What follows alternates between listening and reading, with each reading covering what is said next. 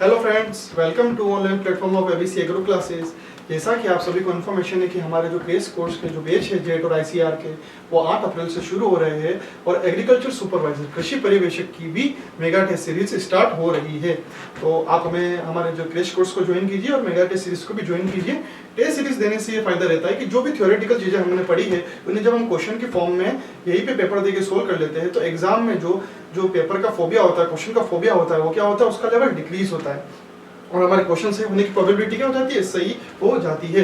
और बहुत सारे क्वेश्चन आपको ऐसे भी मिलेंगे जो डायरेक्टली हमारे टेस्ट सीरीज में होंगे और वो क्या होंगे, आपको एग्जाम में मिल जाएंगे। क्योंकि हमारा क्या फोकस रहता है कि प्रीवियस ईयर के क्वेश्चन को भी सोल्व कराए साथ साथ में, और प्रीवियस ईयर के क्वेश्चन के ऊपर डिपेंडेंटली हम थ्योरी पढ़ाते हैं और उससे रिलेटेड हम और भी क्वेश्चन कराते हैं, ताकि जो चांसेस है एग्जाम में क्वेश्चन आने की प्रोबेबिलिटी है वो क्या हो जाती है, इंक्रीज हो जाती है।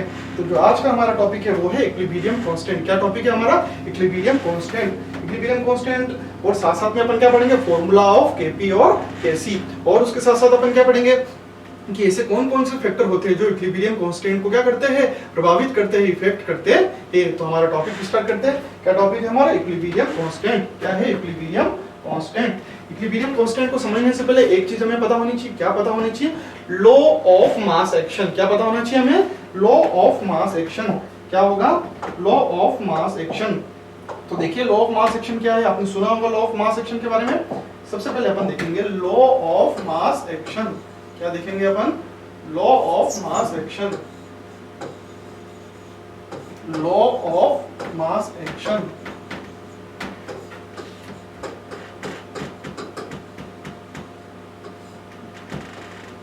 Law of mass action.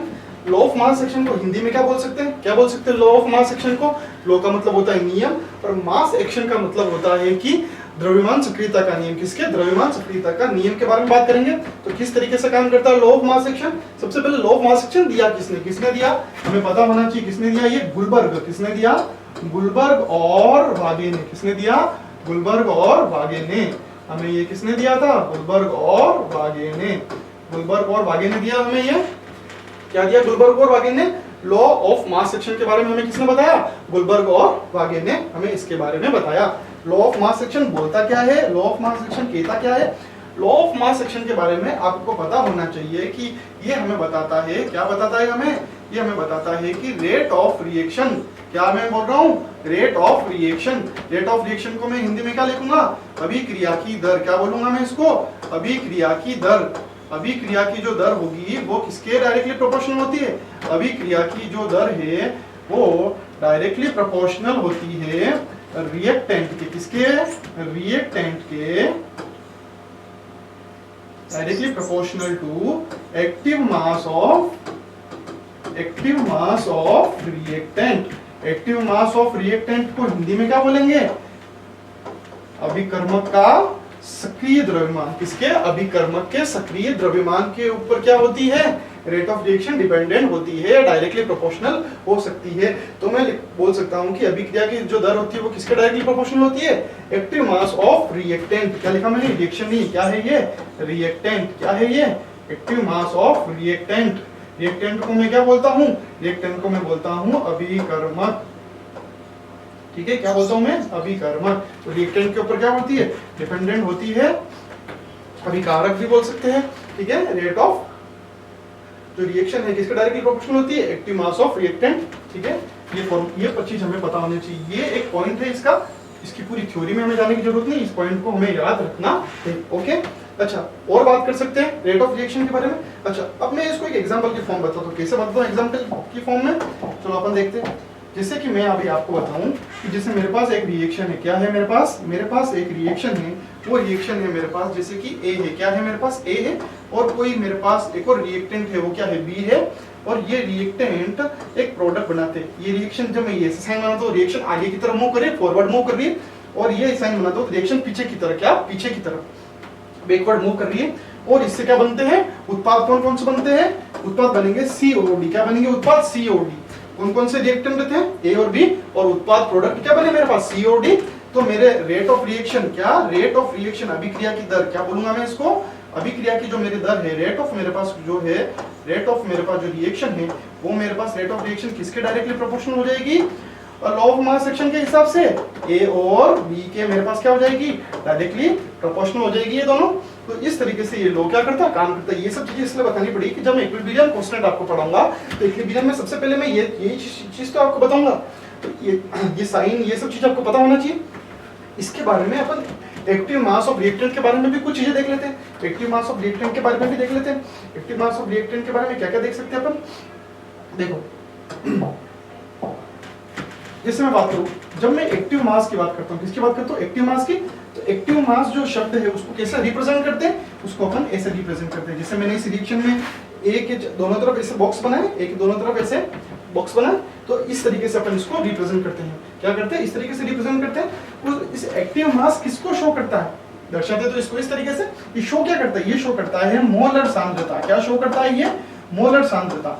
Molar सांद्रता को इंग्लिश में क्या बोल सकता हूं मैं, मोलर कंसंट्रेशन। क्या बोल सकता हूं मैं इंग्लिश में, मोलर कंसंट्रेशन। के बारे में कौन बताता है हमें, एक्टिव मास बताता है। इसलिए तो एक्टिव मास लिखा, कंसंट्रेशन भी लिख सकते हैं, लेकिन सही वर्ड क्या होगा, एक्टिव मास।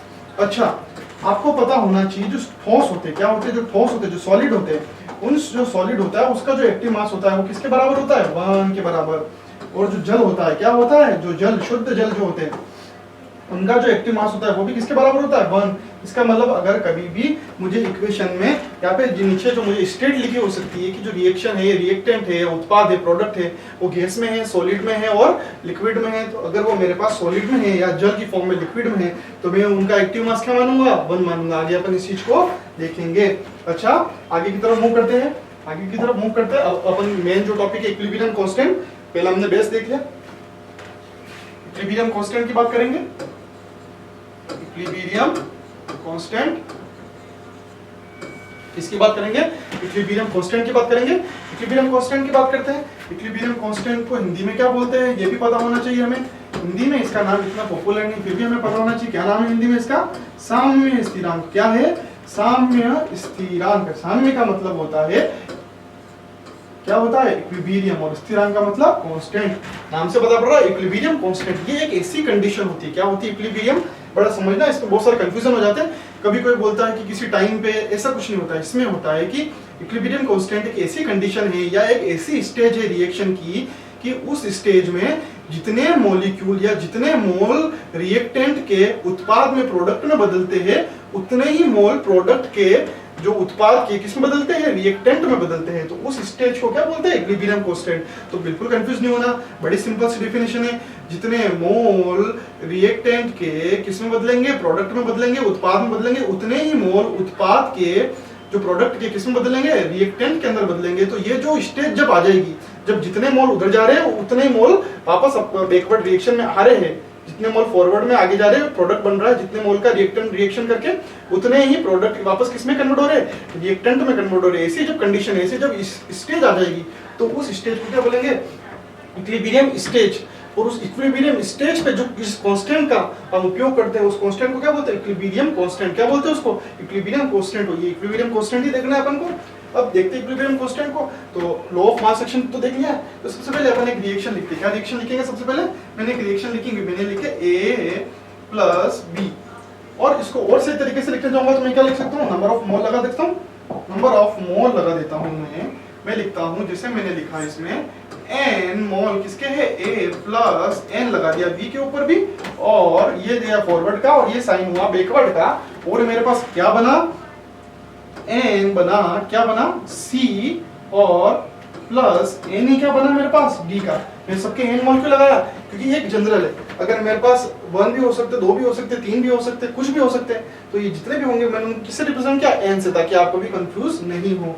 तो मैं जब इस पे क्या लगाऊंगा, लॉ ऑफ मास सेक्शन लगाऊंगा, तो मैं इसके लिए रेट ऑफ रिएक्शन क्या लिखूंगा, मैंने ये मेरे फॉरवर्ड रिएक्शन है। कौन सी रिएक्शन है, फॉरवर्ड रिएक्शन। और इसके लिए मैं कौन सा लगूंगा, Kf। और ये मेरी बैकवर्ड रिएक्शन है तो मैं क्या लिखूंगा, Kb।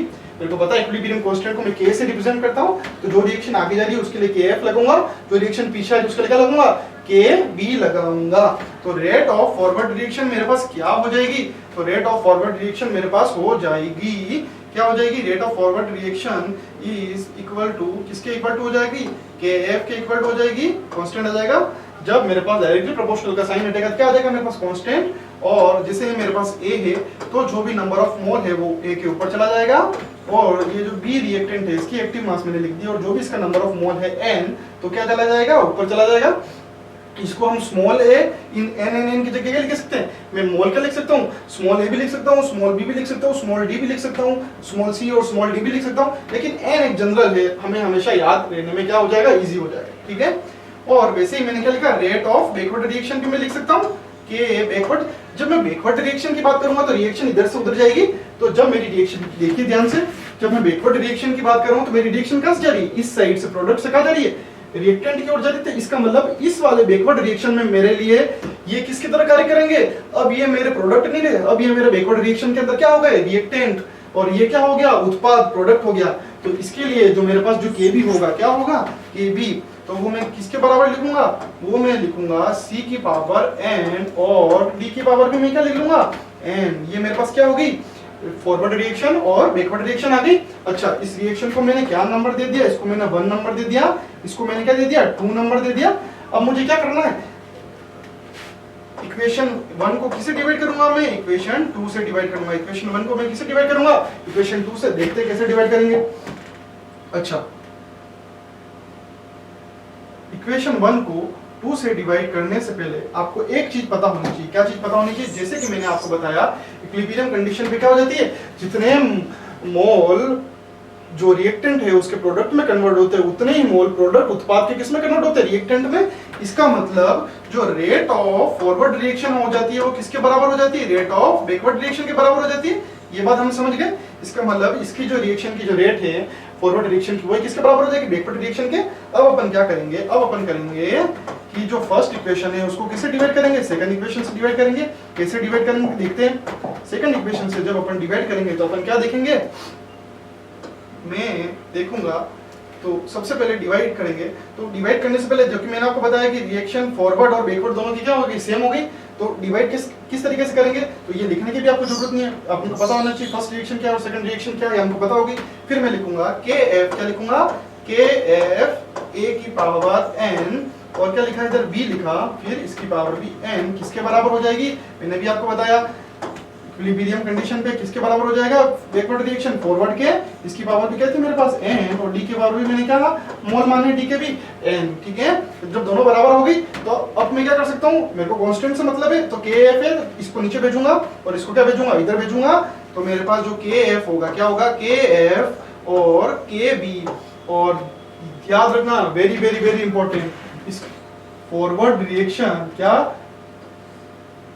और ये बैकवर्ड रिएक्शन, इन्हीं को मिला के मैं क्या बोलता हूँ, यही मैं क्या बनता है मेरे पास, इक्विलिब्रियम कांस्टेंट। तो फॉरवर्ड रिएक्शन का जो कांस्टेंट होता है K फॉरवर्ड, और बैकवर्ड रिएक्शन का जो कांस्टेंट होता है K बैकवर्ड, उन्हीं को जब डिवाइड करते थे मेरे पास क्या बनता है, K इक्विलिब्रियम। बहुत इंपॉर्टेंट फॉर्मूला है। कभी अगर एग्जाम में आपको K फॉरवर्ड रिएक्शन का कांस्टेंट दे दे और बैकवर्ड का पूछो और इक्विलिब्रियम आपको पता हो तो भी फाइंड कर सकते हो, ये दोनों दे दे तो भी इक्विलिब्रियम फाइंड कर सकते हो, इक्विलिब्रियम और बैकवर्ड का दे रखा है तो भी फॉरवर्ड का कांस्टेंट फाइंड कर सकते हैं, ठीक है। आगे की तरफ मूव करते हैं। तो मैंने क्या बताया, और ये किसके बराबर होता है, अभी मैंने आपको ऊपर बता दिया किसके बराबर होता है, K इक्विलिब्रियम के बराबर होता है। किसके बराबर होता है, K इक्विलिब्रियम के बराबर होता है। और इस K इक्विलिब्रियम कांस्टेंट की वैल्यू किसके बराबर हो जाएगी, क्या हो जाएगा, जब मैंने इसको इधर भेजा तो इसको मैं किधर भेजूंगा, इधर नीचे भेजूंगा, तो मेरी वैल्यू किधर हो जाएगी, C की पावर में क्या लिखूंगा n, और D की पावर में क्या लिखूंगा n, क्योंकि नंबर ऑफ मोल है। और क्या हो जाएगा इधर, A की पावर भी मेरे पास क्या हो जाएगी n, और B की पावर भी मेरे पास क्या हो जाएगी n। तो इस तरीके से मैंने बता दिया। और C प्लस D क्या है, ये तो मेरे पास प्रोडक्ट है, तो इसका मतलब मेरे पास इक्विलिब्रियम किसके बराबर हो गया, एक्टिव मास ऑफ, क्या हो गया मेरे पास, ये एक्टिव मास ऑफ प्रोडक्ट है। COD मेरे पास क्या है इस रिएक्शन में, product, active mass of product उत्पाद, और क्या हो गया, एक्टिव मास ऑफ, क्या हो गया, एक्टिव मास ऑफ रिएक्टेंट, क्या हो गया, एक्टिव मास ऑफ रिएक्टेंट के बराबर हो गया। तो मेरे को कुछ भी रखना नहीं पड़ा, मैंने सब रिएक्शन को बना ली, फॉरवर्ड रिएक्शन बैकवर्ड रिएक्शन क्या होती है, और एग्जाम में इस तरीके से फॉर्मूला से क्वेश्चन पूछ लेते हैं, वो फॉर्मूला भी अपने साइड में लिख लिया। इस तरीके से पूरा इक्विलिब्रियम कांस्टेंट को एक बार अपन ने अच्छे से देख लिया। अब अपन थोड़े से रिलेशन की बात करते हैं, किसकी बात करते हैं, रिलेशन की बात करते हैं, ठीक है। नेक्स्ट की तरफ मूव करते हैं अपन, नेक्स्ट की तरफ। अब देखो क्या बोला, ये तो मैंने बता दिया इक्विलिब्रियम कांस्टेंट क्या होता है, लेकिन क्या होता है कि प्रेशर की, जब equilibrium constant in a constant pressure. Equilibrium constant की बात करेंगे प्रेशर की फॉर्म में, और किसकी बात करेंगे, कंसंट्रेशन की फॉर्म में बात करेंगे। तो अपन किसकी बात करेंगे, केपी और केसी की बात करेंगे। किसकी बात करेंगे अपन बात करेंगे अब केपी और केसी। क्या लिखेंगे अपन लिखेंगे formula of KP and KC. KP और केसी के सूत्र की बात करेंगे, formula of KP and KC. Formula of किसका फॉर्मूला लिखेंगे, केपी और केसी का फॉर्मूला लिखेंगे। फॉर्मूले को क्या बोलूंगा मैं, सूत्र। क्या बोलूंगा मैं, सूत्र। किस का सूत्र लिख रहा हूं, केपी और केसी का सूत्र लिख रहा हूं। तो मुझे पता होना चाहिए केपी और केसी होते क्या क्या है। तो देखिए केपी क्या होता है, केपी को मैं क्या लिख सकता हूं भाई, केपी क्या होगा मेरे पास, केपी के बारे में बात करूंगा मैं। तो केपी को मैं क्या लिखूंगा सबसे पहले, अब मैंने क्या लिखा, फॉर्मूले की बात की थी, तो मैं अब केपी को क्या लिखूंगा, और केसी होगा दो मेरे पास। तो केसी क्या होगा मेरे पास, इक्विलिब्रियम, क्या बोलूंगा मैं, इक्विलिब्रियम कांस्टेंट, क्या, equilibrium constant in the form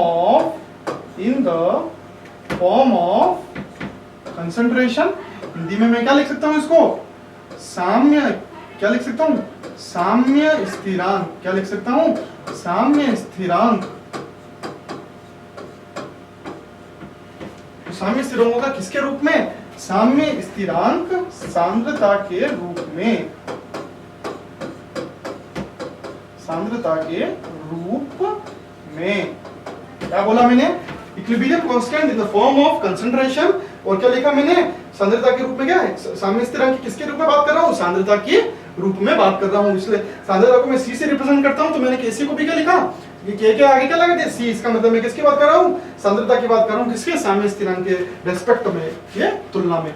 और यही मैं अगर के भी लिख दूंगा, के भी का मतलब क्या होगा, दाब के रूप में साम्य स्थिरांक। दाब के रूप में क्या हो जाएगा, साम्य स्थिरांक की बात करूंगा। किसके रूप में, दाब के रूप में साम्य स्थिरांक की बात करूंगा।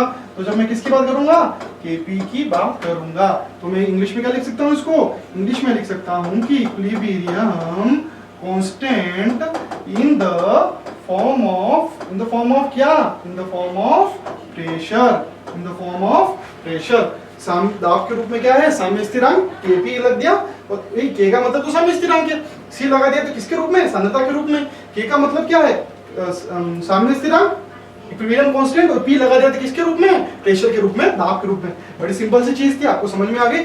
अब अपन केपी और केसी को अलग अलग पढ़ेंगे। क्या पढ़ेंगे, केपी और केसी को अलग अलग पढ़ेंगे, उनके फॉर्मूले देखने अपन को। तो कैसे कैसे लिखेंगे, तो सबसे पहले अपन एग्जांपल की बात करते हैं। मैं पहला एग्जांपल क्या है ले लेता हूं, मैं पहला एग्जांपल लेता हूं, जिससे मेरे पास ए रिएक्शन है प्लस बी है, और मेरे पास क्या बन रहा है, सी और डी बन रहा है। इसके लिए मुझे क्या लगाना है, इसके लिए मुझे केसी निकालना है। अच्छा, इसके लिए मुझे क्या निकालना है, केसी निकालना है। अच्छा, एक दूसरा एग्जांपल ले लो। एक दूसरा एग्जांपल ले लेंगे, तो दूसरा एग्जांपल किस तरीके से लेंगे, अब मुझे पता है क्या होता है, H2 प्लस I2 किसके बराबर होता है, 2HI। ये मेरे पास एक रिएक्शन है, इसके लिए भी मुझे कैसे निकालना है। एक रिएक्शन में और लिख देता हूं आपको समझाने के लिए। क्या लिख देता हूं वो रिएक्शन, मैं लिख देता हूं कि जैसे मैं लिखता हूं N2 प्लस 3H2, इसके क्या लिखता हूं इस रिएक्शन को, आगे क्या लिखूंगा, क्या बनेगा प्रोडक्ट में, दो मॉलिक्यूल किसके बनेंगे, अमोनिया के बनेंगे।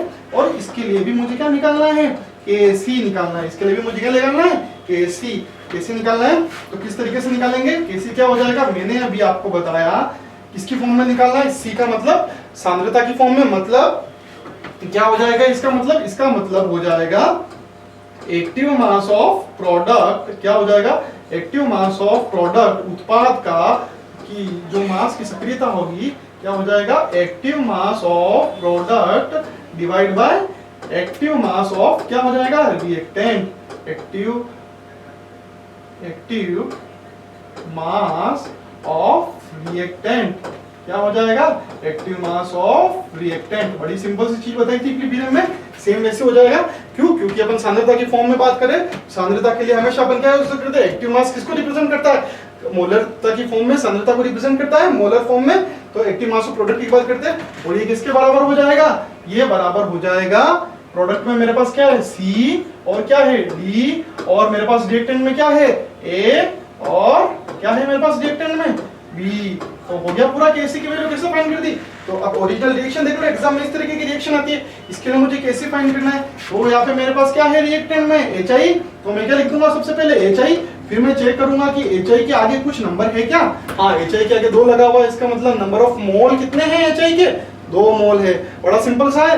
मैंने आपको क्या बताया था, जैसे ही अगर किसी भी प्रोडक्ट या उत्पाद के आगे प्रोडक्ट के आगे या रिएक्टेंट के आगे कोई भी नंबर लिखा हो, कोई भी संख्या हो, क्या होगी? मोल। और मोल को ऊपर फेंक देना। ऊपर क्या फेंकोगे? HI के ऊपर पावर लगा दोगे 2, और क्या हो जाएगा? नीचे क्या लिखोगे? रिएक्टेंट क्या हो जाएगा? एक्टिव मास ऑफ रिएक्टेंट में क्या हो जाएगा? H2 के आगे कुछ है क्या? कुछ नहीं है तो 1, और I2 के आगे भी कुछ नहीं है तो सिंपल क्या लिख देंगे? I2। तो ये मेरे पास क्या हुई? केसी। यही तो क्वेश्चन एग्जाम में आता है, ये इक्वेशन देख के पूछ लेता है कि निम्न में से केसी की कौन सी वैल्यू सही है, और एक ऑप्शन में ये वैल्यू दे रखी होती है और ये वैल्यू हमारे पास क्या हो जाती है? आंसर। ये हमारा आंसर होता है। जेट में भी आया हुआ प्रीवियस ईयर में क्वेश्चन है। अच्छा, N2+3H2 अमोनिया केसी।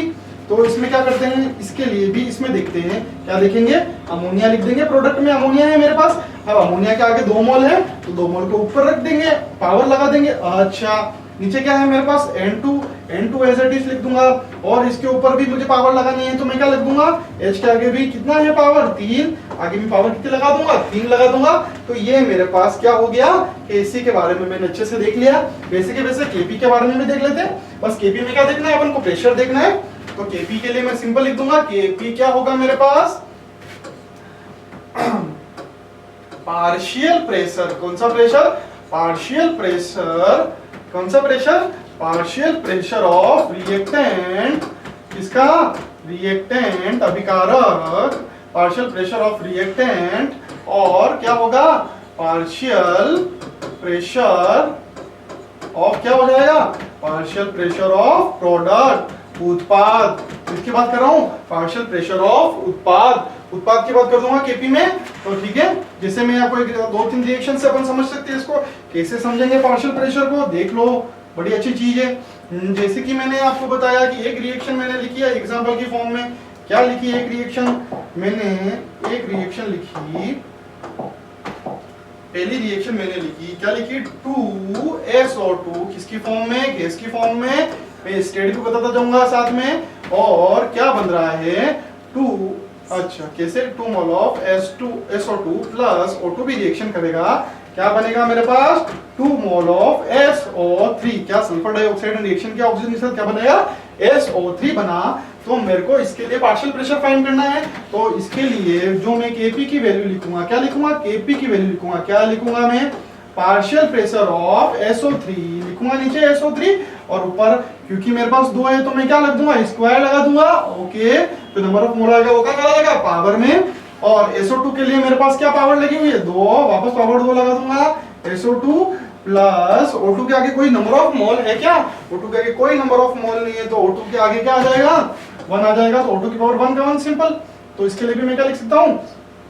इसके लिए भी मैं लिख सकता हूँ पार्शियल प्रेशर ऑफ ऑक्सीजन। तो इस तरीके से मेरे पास केपी की वैल्यू आ गई। किसके लिए आ गई? इस रिएक्शन के लिए केपी की वैल्यू आ गई। तो किसी भी रिएक्शन के लिए फाइंड कर सकता हूँ केपी की वैल्यू। तो मुझे केपी की वैल्यू फाइंड करने के लिए क्या साइन लगाना है? पार्शियल प्रेशर का साइन लगाना है। तो केपी और केसी के दोनों के फॉर्मूले देख लिए। अब सबसे इंपॉर्टेंट जिसके एग्जाम में क्वेश्चन आता है वो होता है यूनिट। क्या होता है? यूनिट। किसकी यूनिट बात करते हैं? केपी और केसी की यूनिट के बारे में बात करते हैं।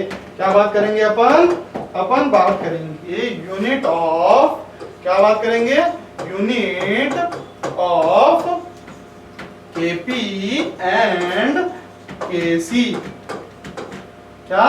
यूनिट ऑफ केपी एंड केसी की बात अपन क्या करेंगे इस तरीके से बात करेंगे। बड़ा ध्यान से देखना, यूनिट ऑफ केपी और केसी कैसे होगा। यूनिट ऑफ केपी और केसी की बात करेंगे तो एक फॉर्मूला होता है। क्या होता है? एक फॉर्मूला होता है। वो फॉर्मूला आपको ध्यान रखना है। वो फॉर्मूला क्या ध्यान रखना है? केपी के लिए जो यूनिट होती है क्या होगी? केसी के लिए बात कर लेते हैं। केसी के लिए क्या यूनिट होती है? केसी के लिए जो यूनिट होती है वो होती है, केसी की यूनिट क्या होती है? मोल पर लीटर। क्या होता है? मोल पर लीटर। एक्टिव मास में लेते हैं, सांद्रता की फॉर्म में लेते हैं, मोलरता की फॉर्म में लेते हैं। मोलरता किसे रिप्रेजेंट करते हैं? मोल पर लीटर से रिप्रेजेंट करते हैं। तो मोल पर लीटर। और क्या लिख दूंगा मैं? Delta NG. क्या लिख दूंगा मैं? Delta NG. और केपी के लिए मैं क्या लिख दूंगा? केपी की यूनिट क्या होती है प्रेशर की? एटमॉस्फेयर। एटमॉस्फेयर के ऊपर भी मैं क्या लिखा दूंगा? Delta NG. अच्छा, अभी डेल्टा एनजी क्या बोला है?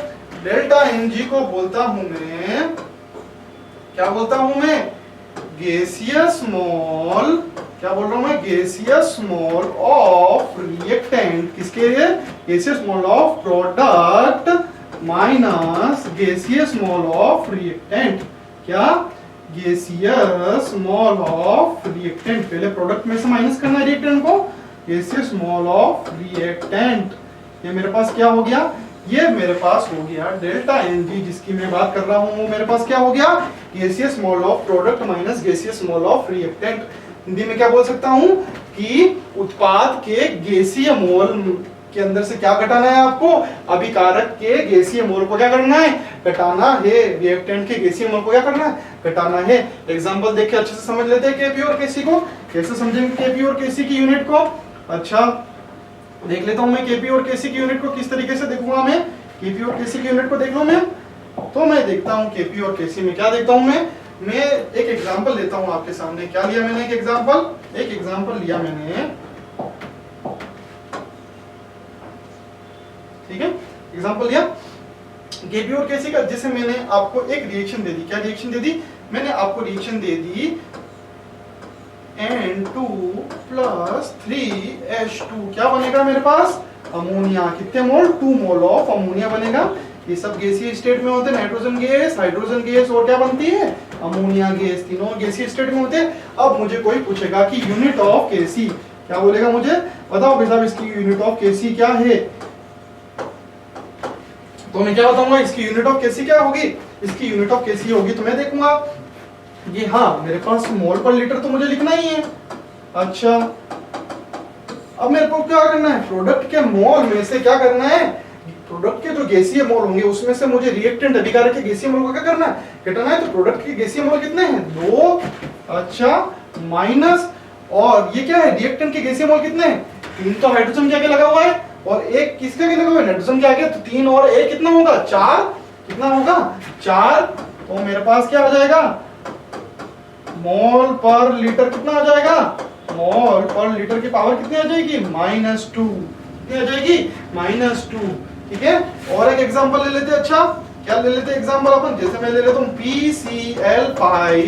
PCl5 किसमें बदलता है, PCl3 प्लस CO2 की फॉर्म में क्या हो जाता है, चेंज हो जाता है। अब कोई मुझसे पूछेगा कि बताओ कि यूनिट ऑफ केसी बताओ, तो यूनिट ऑफ केसी में क्या बता सकता हूं, इसके लिए यूनिट ऑफ केसी बता सकता हूं, ये तीनों गैस में है, गैसियस मोल लेंगे अपन, तीनों किस फॉर्म में होंगे, गैसियस फॉर्म में, तो गैसियस फॉर्म में अपन इसके मोल कैसे लेंगे, देखिए मोल पर लीटर, और मोल पर लीटर की पावर क्या लग जाएगी, अब मेरे पास कितने हैं, 2 मोल है रिएक्टेंट के, और प्रोडक्ट के कितने मोल है, 2 मोल, और रिएक्टेंट का कितना है, 1 मोल, तो मैं क्या लिखूंगा 2 - 1, कितना बचेगा मेरे पास, 1, तो सिंपल क्या आ जाएगा, मोल पर लीटर, ये हमारा क्या हो जाएगा आंसर। और सेम ऐसे मैं केपी के लिए भी फाइंड कर सकता हूँ, इसी के लिए मैं केपी के लिए देख लूं, केपी के लिए मेरे पास क्या हो जाएगा, केपी के लिए मैं एटीएम लगा दूंगा और एटमॉस्फेयर लगा दूंगा, और एटमॉस्फेयर की पावर क्या लगा दूंगा, 2 - 1, कितना हो जाएगा,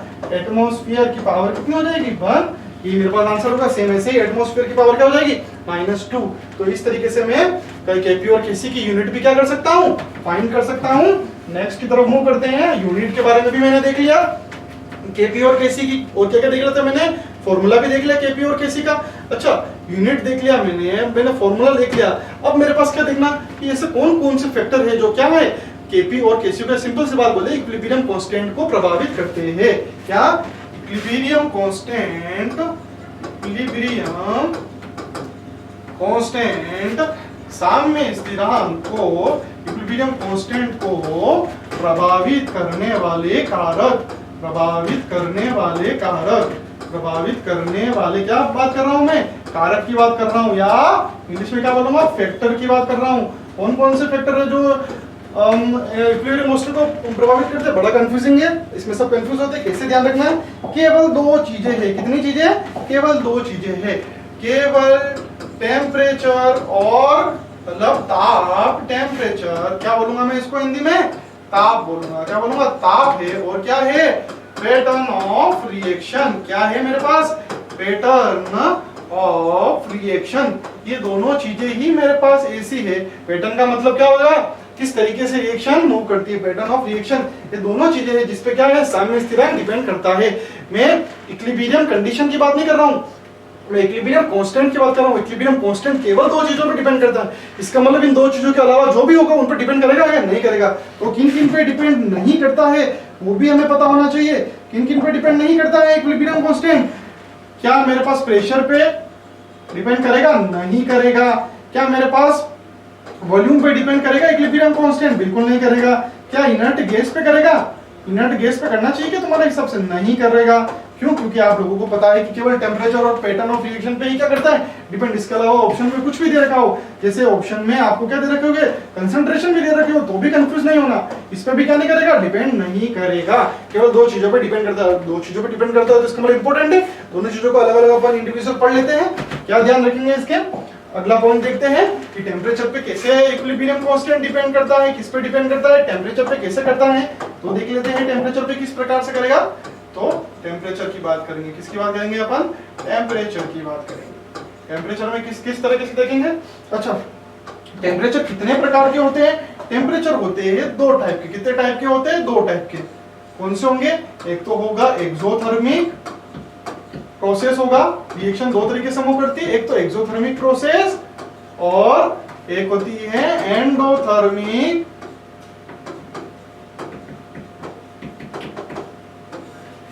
प्रोसेस या एंडोथर्मिक, क्या बोल सकते हैं इसको, एक्सोथर्मिक रिएक्शन और एंडोथर्मिक रिएक्शन। एक्सोथर्मिक और एंडोथर्मिक, एक क्या होती है ऊष्माक्षेपी और एक होती है ऊष्मा शोषी। ठीक है, इस तरीके से होता है। एक्सोथर्मिक जो ऊष्मा को क्या करती है, बाहर निकालती है, क्या होती है, और एक जो रिएक्शन होती है वो ऊष्मा को क्या करती है, एब्जॉर्ब करती है, क्या करती है, अवशोषण करती है ऊष्मा को, उसको क्या बोलते हैं, एंडोथर्मिक रिएक्शन। दो तरह की रिएक्शन होती है, हम सभी को पता है। इन दोनों रिएक्शन का किस किस प्रकार से इक्विलिब्रियम कांस्टेंट पे प्रभाव पड़ता है ये तो हमें देखना है। अगर ये दोनों चीजें अपन ने देख ली तो ये पूरा टॉपिक हमारा क्या हो जाएगा, टेम्परेचर वाला कंप्लीट हो जाएगा। तो किस तरीके से कार्य करती है वो अपन को देखना है। क्या देखना है, किस तरीके से काम करती है। तो सबसे पहले अपन क्या देख लेंगे, एक तरफ अपन लिखेंगे एक्सोथर्मिक, क्या लिखेंगे, एक तरफ एक्सोथर्मिक, एक तरफ अपन क्या लिखेंगे, एंडोथर्मिक, क्या लिखेंगे, एक तरफ अपन एंडोथर्मिक रिएक्शन के बारे में बात करेंगे। वो कैसे कार्य करेगा देखना, नाम से पता पड़ रहा है। एक्सोथर्मिक जो ऊष्मा को बाहर निकालता है, जो क्या करता है, हीट को क्या करता है, बाहर निकालता है, हीट को क्या करता है, रिलीज करता है। एक एंडोथर्मिक होती है जो ऊष्मा का क्या करता है, अवशोषण करता है, हीट को क्या करता है, एब्जॉर्ब करता है। ठीक है, दो प्रकार है, दोनों प्रकार को अपन को देखना है। किस तरीके से देखेंगे अपन। अच्छा देखिए, एक्सोथर्मिक प्रोसेस में क्या होगा, जैसे मेरे पास एक रिएक्शन ए पी ये रिएक्शन है, और अगर एग्जाम में ऐसा दे रखा हो C plus D plus heat दे रखी हो, क्या दे रखी हो, प्लस हीट, किलो कैलोरी में भी दे सकते हैं, जूल में भी दे सकते हैं। क्या मान लिया अपन ने, फिर वो किलो कैलोरी में दे रखी, क्या किलो कैलोरी में एक हीट निकल रही है। अगर एग्जाम में इस तरीके से दे रखा है, क्या दे रखा है, इस तरीके से, तो किसकी बात कर रहा है, एक्सोथर्मिक। नाम से पता पड़ रहा है कि एक्सोथर्मिक में क्या होगा, जब प्रोडक्ट बनेगा, जब रिएक्शन पूरी होगी, क्या निकलेगी, हीट का क्या करेगी, रिलीज होगी, हीट क्या करेगी, बाहर उत्सर्जित करेगी ऊष्मा को, रिएक्शन तो प्लस में होगा। भाई ऊष्मा बाहर निकलेगी तो उत्पाद के साथ साथ हमें क्या मिली, ऊष्मा भी तो मिली है। तो जब हमें उत्पाद के साथ साथ कोई चीज मिलती है तो हम उसको क्या करते हैं, प्लस में शो करते हैं। कभी कंफ्यूज नहीं होना, एक्सोथर्मिक का मतलब हमेशा उत्पाद के साथ अगर लिखेगा तो क्या करेगा, प्लस साइन देगा। क्यों, जो ऊष्मा है वो उत्पाद के साथ साथ बाहर निकली है, तो हमें ऊष्मा भी क्या ही मिली है, एनर्जी भी मिली है, कि क्या मिली है, क्यू की फॉर्म में। क्यू किलो कैलोरी कुछ भी हो सकती है। एंडोथर्मिक रिएक्शन में क्या होगी, ए प्लस बी, और इसमें एंडोथर्मिक रिएक्शन में हम ऊष्मा प्रोसेस में बाहर निकलती है, हम उसको ऊष्मा देते हैं, तो इसमें क्या होगा, उत्पाद तो हमें मिलेगा लेकिन माइनस की फॉर्म में दे रखी होगी, क्या होगी, माइनस किलो कैलोरी, क्या होगी।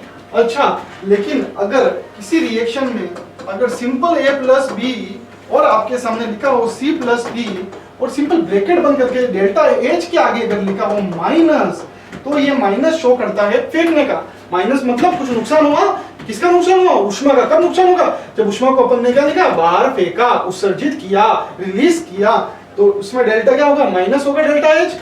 और जब मैं रिएक्शन में इस तरीके से लिखता हूं C प्लस डी और आगे में लिखता हूं डेल्टा एच के आगे प्लस, क्या लिखता हूं मैं, प्लस साइन करके लिखता हूँ, पॉजिटिव साइन अगर मेरे पास डेल्टा एच का आ जाता है कि इतनी एनर्जी रिलीज हुई, तो इसका मतलब मैं किसके बात करूँ, एंडोथर्मिक, इसका मतलब रिएक्शन होते समय मैंने क्या डाली, एनर्जी उसमें डाली है, एनर्जी मिलाई है। तो अगर अलग से डेल्टा एच लिख के पॉजिटिव दे तो एंडोथर्मिक रिएक्शन, और अलग से डेल्टा एच लिख के नेगेटिव दे तो एक्सोथर्मिक रिएक्शन। लेकिन अगर उत्पाद के साथ साथ प्लस करके दे तो एक्सोथर्मिक, और उत्पाद के साथ साथ माइनस करके दे तो एंडोथर्मिक। आपको कंफ्यूज नहीं होना है, इसलिए दोनों टाइप की रिएक्शन मैंने लिख दी है।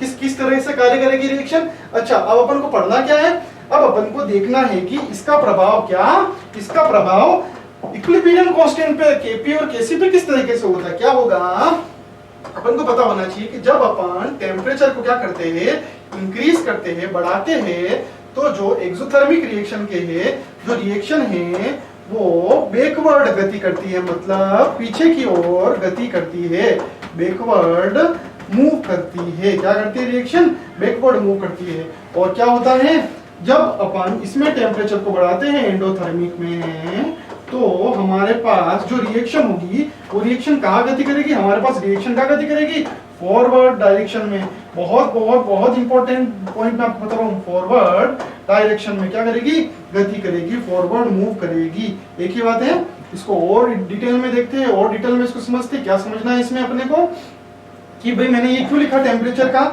तो आपको पता होना चाहिए। क्या पता होना चाहिए आपको कि जब मैं एक्सोथर्मिक रिएक्शन की बात करूंगा और अगर एग्जामिनर मेरे को बोलेगा कि ये रिएक्शन है, इसमें एक्सोथर्मिक है, प्रेशर और टेम्परेचर का चेंज करो, तो मैं केवल ऑप्शन में देख लूंगा। अगर एक्सोथर्मिक रिएक्शन है तो उसका अगर वो टेम्परेचर बढ़ा रहा है तो रिएक्शन किस तरह मूव करेगी, बैकवर्ड डायरेक्शन में, बैकवर्ड मूव करेगी।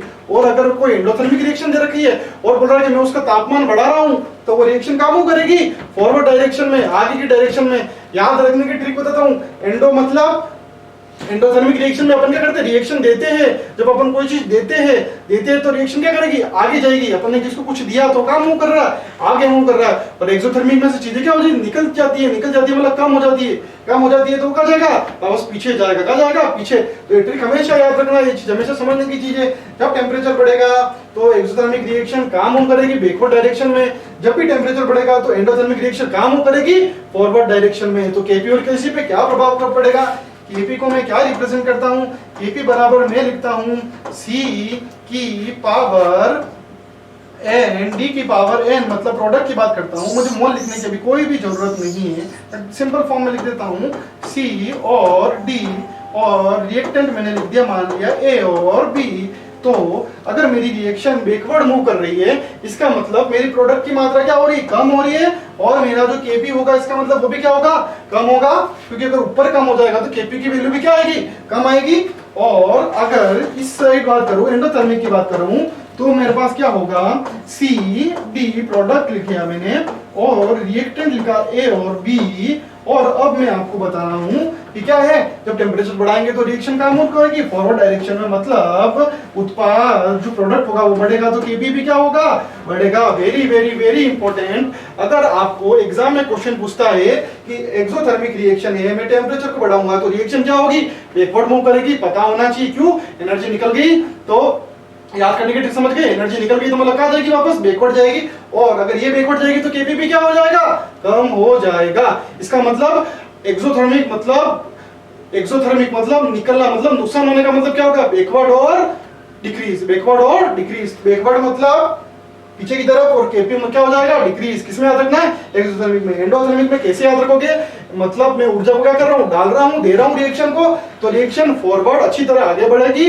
और केपी क्या हो जाएगा, बढ़ जाएगा। याद हो जाएगा आपको, एक्सोथर्मिक हो गया और एंडोथर्मिक, ये हर चैप्टर में आता है, ये आपके केमिकल काइनेटिक्स में भी आएगा, एंडोथर्मिक एक्सोथर्मिक बायोलॉजी में भी आएगा। तो एंडोथर्मिक और एक्सोथर्मिक में कंफ्यूज नहीं होना है, कंसेप्ट क्लियर रखने हैं, साइन कन्वेंशन का ध्यान रखना है और केपी और केसी का भी ध्यान रखना है। कंप्लीट हो गया। अब अपन जो हुए, अपन किसकी बात करेंगे, अब अपन बात करेंगे पैटर्न ऑफ रिएक्शन की। क्योंकि मेरा इक्विलिब्रियम कांस्टेंट किन दो चीजों पे डिपेंड करता है, एक तो किस पे डिपेंड करता है, मैंने बताया था आपको टेम्परेचर पे, जो अपन ने समझ लिया। अब किस पे डिपेंड करता है, पैटर्न ऑफ रिएक्शन पे। किस पे, पैटर्न ऑफ रिएक्शन पे डिपेंड करता है। बड़ा इंपॉर्टेंट टॉपिक है, दो क्वेश्चन हमेशा या एक दो बार देखने को मिलते हैं। एक क्वेश्चन तो आता ही है, लेकिन दो क्वेश्चन आने के चांसेस क्या हो जाते हैं, बढ़ जाते हैं। क्योंकि सिर्फ इक्विलिब्रियम कांस्टेंट नहीं पढ़ रहे, क्या क्या फैक्टर डिपेंडेंट करते हैं, फॉर्मूला क्या होता है केपी और केसी का, केपी और केसी की यूनिट क्या होती है, ये केमिकल काइनेटिक्स के चैप्टर में पूछी जाती है, कभी कभी इलेक्ट्रोस्टैटिक्स में भी इसका काम आ जाता है। तो ये आपको बहुत अच्छे से याद रखना है। ये एक तरीके से केमिस्ट्री का क्या है, बेस है। ये किसी चैप्टर का पार्ट नहीं है। इसको आप केमिकल काइनेटिक्स के अंदर भी मान सकते हो, इस चैप्टर को आप किसके अंदर मान सकते हो, केमिकल इक्विलिब्रियम के अंदर भी पढ़ सकते हैं अपन। ये बहुत बहुत बहुत इंपॉर्टेंट है, हर छोटे से छोटे बड़े से बड़े एग्जाम में हमेशा पूछा जाता है। ठीक है, अब अपन क्या बात करेंगे, पैटर्न ऑफ रिएक्शन। ये भी वेरी वेरी वेरी इंपॉर्टेंट है। क्या है, पैटर्न ऑफ रिएक्शन की बात कर रहा हूँ मैं। किसकी बात कर रहा हूँ, पैटर्न ऑफ रिएक्शन की बात कर लेता हूँ। किसकी बात करता हूँ, pattern of reaction. Pattern of reaction क्या बोला मैंने, पैटर्न ऑफ रिएक्शन। हिंदी में भी क्या बोलूंगा, अभिक्रिया का पैटर्न। क्या, अभिक्रिया का पैटर्न मतलब तरीका, अभिक्रिया का पैटर्न। क्या होगा अभिक्रिया का पैटर्न, किस तरीके से चलेगी। अच्छा, किस तरीके से चलेगी, देखिए बड़े ध्यान से, बड़ा इंटरेस्टिंग होगा ये 2 से 3 चीजें होती है। कैसे 2 से 3 चीजें होती, जैसे मैंने एक आपको एक रिएक्शन दी। क्या दी मैंने, एक रिएक्शन। क्या दी, अगर मैं बोलता हूं मेरे पास ए और बी है। क्या है मेरे पास, ए और बी है। वो ए और बी जो रिएक्टेंट है वो क्या बनाते हैं, मेरे पास सी और डी उत्पाद बनाते हैं, प्रोडक्ट बनाते हैं। तो इसके लिए मेरे पास जो क्या है, कांस्टेंट Kc है। क्या है मेरे पास, कांस्टेंट Kc।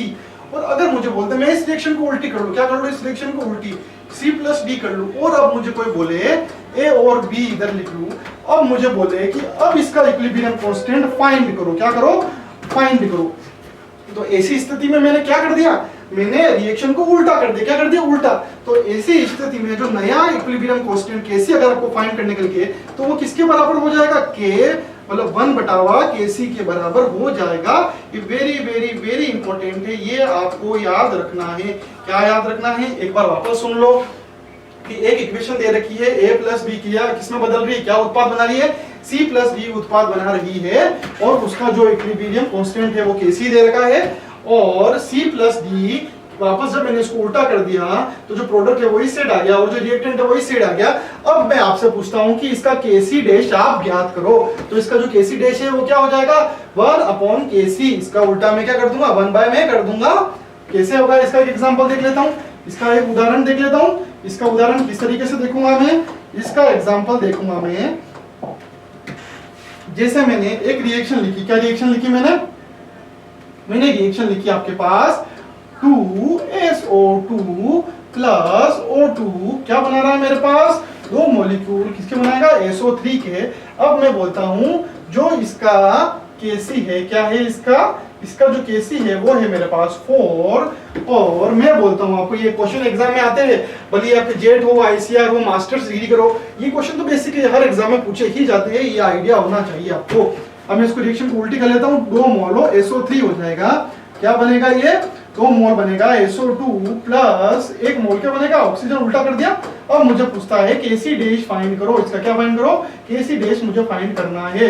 तो मैं क्या करूंगा, Kc डैश मेरे पास क्या हो जाएगा, Kc डैश मेरे पास हो जाएगा 1/Kc। क्या बताया मैंने भी आपको, 1/Kc। मैंने इधर बताया आपको 1/Kc किसके बराबर हो जाएगा, 1/4, और इसकी वैल्यू क्या आ जाएगी मेरे पास 0.25।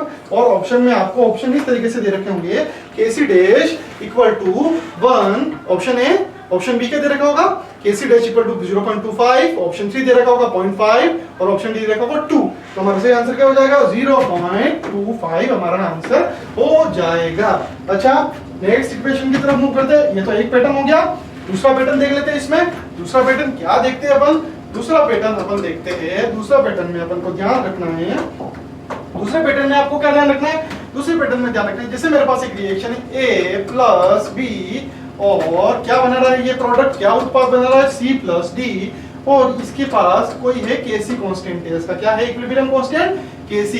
अब अगर मुझे बोलता है कि आप इस रिएक्शन को n से मल्टीप्लाई कर दो, मतलब किसी भी संख्या से मल्टीप्लाई कर दो, 2 से मल्टीप्लाई करूं, 4 से करूं, 6 से करूं, 10 से करूं, मेरी मर्जी, किसी भी मल्टीप्लाई कर सकता हूं। तो मैं कोई भी एक नंबर कुछ भी हो सकता है, तो मैं लिख दो n से मल्टीप्लाई कर देता हूं। अगर मैं इस रिएक्शन को Na, और फिर मैं n से मल्टीप्लाई करूंगा तो मुझे सबको मल्टीप्लाई करने का, a को कर लिया मैंने, b को कर लिया n से, c को n से मल्टीप्लाई कर लिया, और d को भी क्या कर लिया मैंने, n से मल्टीप्लाई कर लिया। वो मेरे पास अब मुझे पूछ रहा है Kc डैश को क्या करो, ज्ञात करो।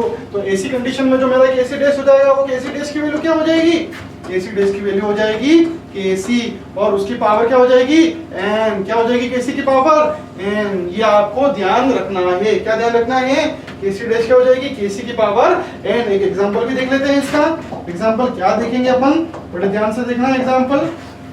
एग्जाम्पल देख लेते हैं इसका, अपन एग्जाम्पल देखते हैं इसका।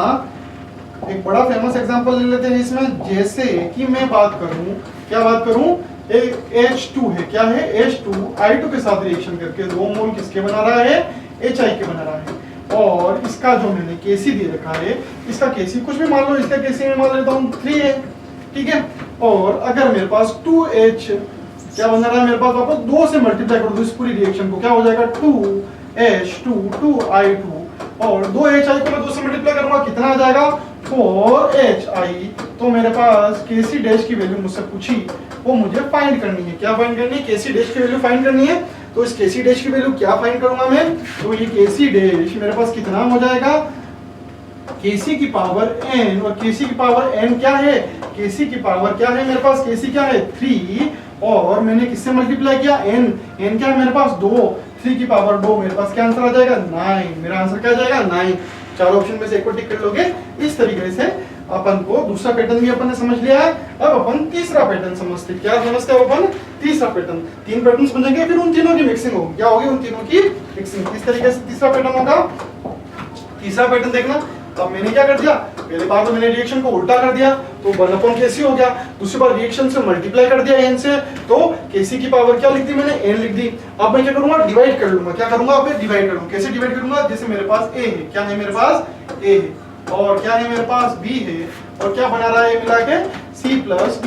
अब मैं बोल रहा हूं मैं इस रिएक्शन को n से डिवाइड करता हूं, मतलब 1/n क्या हो जाएगा a प्लस 1/n b, सबको डिवाइड करना पड़ेगा 1/n d। अगर मैं रिएक्शन में छेड़छाड़ करता हूं तो मुझे पूरी रिएक्शन के साथ छेड़छाड़ करनी पड़ेगी 1/n d, ठीक है। ये हो गया। तो मेरे पास इस कंडीशन में अगर मेरे पास केसी क्या है 4 है, तो मुझसे पूछ रहा है केसी डैश की वैल्यू क्या करो आप, फाइंड करो। तो केसी डैश की वैल्यू फाइंड करनी है। अच्छा पहले फॉर्मूला देख लेते हैं, केसी है तो केसी डैश फाइंड करो। केसी डैश की वैल्यू क्या हो जाएगी, क्या हो जाएगी केसी डैश की वैल्यू, केसी डैश की वैल्यू हो जाएगी केसी की पावर 1/n। केसी की पावर क्या हो जाएगी 1/n हो जाएगी। अब इसको एक एग्जांपल से, अच्छे से एग्जांपल से, जो एग्जाम में क्वेश्चन आया हुआ है उससे देख लेते हैं। कैसे देखते हैं आप देख लीजिए। अब अपन इसको देखेंगे, किस तरीके से देखेंगे, एक एग्जांपल, अच्छा एग्जांपल देखेंगे। क्या होगा वो एग्जांपल, वो एग्जांपल होगा, मैं बोलता हूं आपको कि मैंने लिया N2 प्लस 3H2, और क्या बना रहा है ये बना रहा है मेरे पास 2 मॉलिक्यूल ऑफ अमोनिया। मेरे पास क्या बना रहा है 2 मॉलिक्यूल ऑफ अमोनिया। क्या बना रहा है 2 मॉलिक्यूल ऑफ अमोनिया। तो अब इस कंडीशन में मैं क्या करूंगा, इस कंडीशन में मुझे डिवाइड करना है, बोलता हूं कि मैं 2 से डिवाइड कर रहा हूं, किससे 2 से, और 1/2 N2 हो जाएगा। इसको 2 से मल्टीप्लाई करूंगा तो 3/2 H2 हो जाएगा। इसको 2 से मल्टीप्लाई करूंगा तो क्या बच जाएगा, सिर्फ NH3 बच जाएगा, 2 से 2 कट जाएगा। और मैं आपको बोलता हूं कि इसका केसी क्या है मेरे पास 4 है, तो इसका भी केसी डैश क्या करो, फाइंड करो। तो ऐसी कंडीशन में आपको क्या फाइंड करना है, केसी जो डैश है वो किसके बराबर हो जाएगा, केसी क्या मतलब केसी की वैल्यू क्या दे रखी है 4, और किससे डिवाइड किया मैंने 1/2 से, तो क्या पावर लगा दूंगा 1/2, यानी कि √4, और √4 की वैल्यू मुझे पता होती क्या होती है 2 होती, क्या होती है 2 होती है। तीसरा पैटर्न भी समझ लिया। अच्छा ये तो अपन ने तीनों पैटर्न ऑफ रिएक्शन समझ लेते हैं। अब दोनों को मिक्स भी आ सकता है, अगर रिएक्शन को उल्टी भी कर रहा है और रिएक्शन के n से मल्टीप्लाई कर रहा है तो क्या हो जाएगा कि उल्टी करने पे 1/kc, और मल्टीप्लाई कर रहा है तो ऊपर क्या हो जाएगा केसी की पावर n। जैसे कि अगर रिएक्शन को उल्टी और मल्टीप्लाई दोनों कर रहा है तो केसी डैश मेरे पास क्या हो जाएगा 1/kc, और मल्टीप्लाई भी कर रहा है n से तो क्या हो जाएगा n की पावर आ जाएगी। और अगर उल्टी करने के बाद अगर डिवाइड कर रहा है तो एक और फॉर्मूला क्या बन जाएगा मेरे पास केसी डैश का 1/kc की पावर क्या हो जाएगी 1/n। तो ये 2 और बन जाती है। तो ये दोनों उन तीनों के ही क्या है एक टाइप है, जो आपको क्या करना है ध्यान रखना है। तो आप किसी भी रिएक्शन को छेड़छाड़ कर सकते हो।